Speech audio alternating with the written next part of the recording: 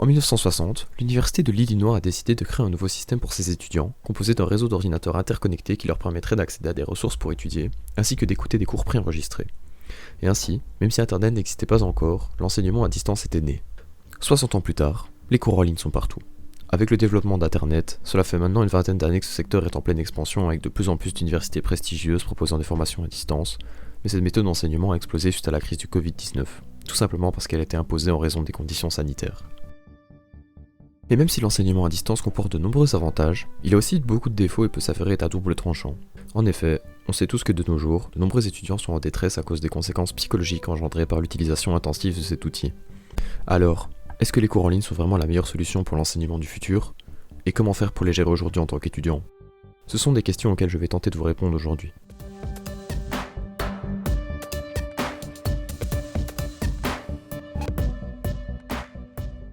Ça fait maintenant quelques années que l'enseignement à distance est considéré comme quelque chose de révolutionnaire qui va changer l'éducation à tout jamais.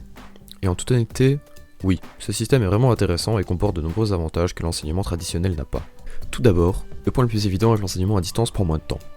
En effet, le fait de pouvoir suivre ses cours de chez soi ou n'importe où ailleurs permet d'éviter les temps de trajet mais aussi tous les moments vides au milieu de la journée et apporte une grande flexibilité puisqu'on peut donc s'organiser exactement comme on le désire. Et cette flexibilité entraîne également une certaine indépendance, ainsi qu'une capacité à gérer son temps et sa charge de travail chez les étudiants, ce qui leur permet d'apprendre à être autonomes au niveau professionnel avant même de commencer leur carrière.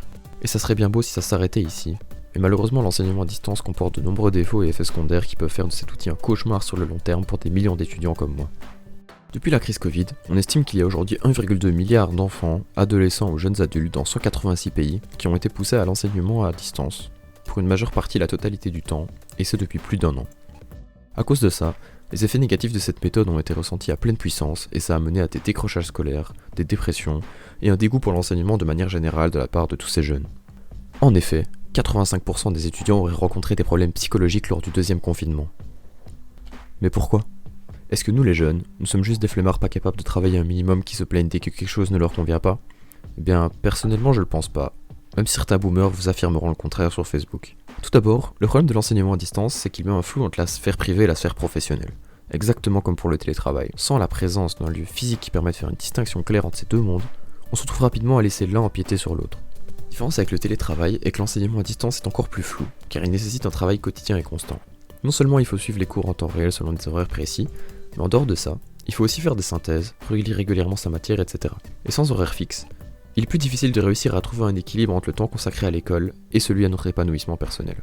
Et on peut vite se sentir submergé par la matière et avoir l'impression que notre vie tourne autour de l'école. En plus de ça, le sentiment général d'isolation sociale lié à la crise du Covid se ressent fort dans le domaine académique de la vie des étudiants. On nous a toujours répété que les années universitaires étaient synonymes de rencontres, d'amusement, de soirées, et de manière générale que ces années allaient être les meilleures de notre vie. Et là, du jour au lendemain, toute cette dimension sociale des études supérieures disparaît pour nous laisser uniquement avec la partie la moins drôle, qui est celle de l'étude. C'est pour cela qu'on entend beaucoup les étudiants se plaindre qu'on nous vole notre jeunesse. C'est un sentiment général d'injustice et de trahison. Tout cela va donc avoir un point assez lourd sur le moral des étudiants, et ça peut vite rendre n'importe qui de motivé complètement déprimé. Et nous les étudiants, n'avons pas le droit de faire un burn-out, parce que la matière avance quoi qu'il arrive, avec ou sans nous. Nous sommes obligés de rester assidus et constants dans notre travail sous peine de rapidement se faire complètement dépasser par la matière. Mais qu'est-ce qu'on fait alors ?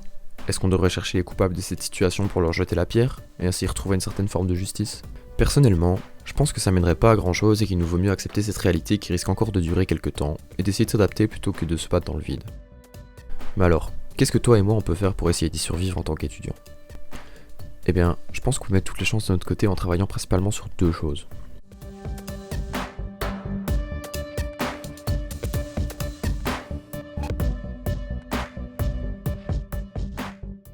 L'ingrédient principal pour pouvoir changer ça, c'est l'organisation. Étant donné qu'on travaille de chez nous sans avoir des horaires précis ni une structure fixe, il est encore plus important de bien s'organiser si on veut pas risquer de se retrouver complètement perdu. La meilleure manière de gérer ça, c'est en utilisant un agenda, qu'il soit physique ou digital. Il existe plein d'outils super faciles à prendre en main comme Google Agenda ou Microsoft Outlook qui te permettront d'organiser tes journées en définissant des blocs de temps bien précis qui correspondront à ce que tu dois faire sur un certain laps de temps, afin que tu puisses t'assurer que tout se passe bien dans ta journée. Personnellement, je te conseille de procéder de la manière suivante. Chaque semaine, le dimanche soir, note toutes les choses que tu as à faire dans le courant de ta semaine, et à partir de ça, tu pourras organiser ta semaine en insérant toutes tes tâches au fil des jours. Alors ça demande un peu de réflexion et d'expérimentation. Au début c'est compliqué, on arrive très rarement à suivre le planning qui était initialement prévu, mais au fil des semaines tu vas être de plus en plus efficace et tu finiras par te créer une bonne routine qui te permettra de gérer ton temps et tes cours. En plus, ça limite la procrastination parce qu'une fois que tu arrives devant ton bureau, tu sais directement quoi faire et tu ne passes plus une heure à rêvasser en te demandant sur quoi tu pourrais travailler.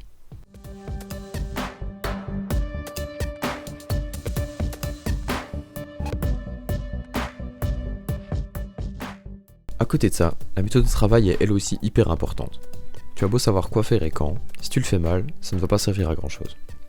L'objectif principal ici, ça va être de supprimer toutes les distractions internes et externes pour pouvoir te concentrer au maximum. Alors forcément, c'est plus facile à dire qu'à faire, et en réalité, c'est pas aussi simple de rester concentré pendant plusieurs heures sur le même cours, mais il existe quelques astuces qui permettront de pouvoir atteindre cet état de concentration ultime. Alors je vais t'en citer quelques-unes. Prépare-toi à l'avance. Par exemple, si tu sais que tu vas faire des maths pendant 3 heures, prépare tous tes supports de cours, de quoi écrire, mais aussi une bouteille d'eau et quelque chose à grignoter. Ça te permettra de t'éviter de te lever toutes les 5 minutes pour aller chercher quelque chose, et donc t'arrêter dans ton travail. Isole-toi si t'en as l'occasion, et n'hésite pas à mettre une musique de fond pour pouvoir limiter les bruits extérieurs. Par contre, fais bien attention de ne pas prendre de la musique trop rapide, ou avec des paroles, parce qu'elle te déconcentrera plus qu'autre chose. Je te conseille les musiques d'ambiance de type Lo-Fi que tu peux trouver à l'appel sur YouTube, qui sont particulièrement adaptées à l'étude et à la concentration en général. Range ton bureau. Ça peut paraître complètement bateau, mais un espace de travail ordonné et propre va influencer ta clarté mentale et te permettre d'y voir plus clair dans ton organisation et dans l'exécution de tes tâches.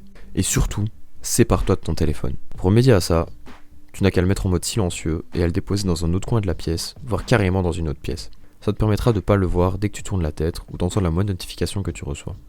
Ce qui fait que tu seras d'office moins tenté d'aller dessus en travaillant.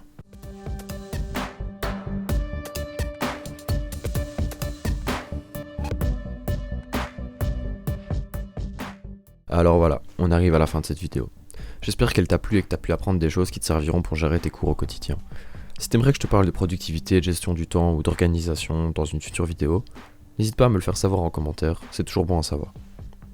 Sur ce, bon travail et à la prochaine.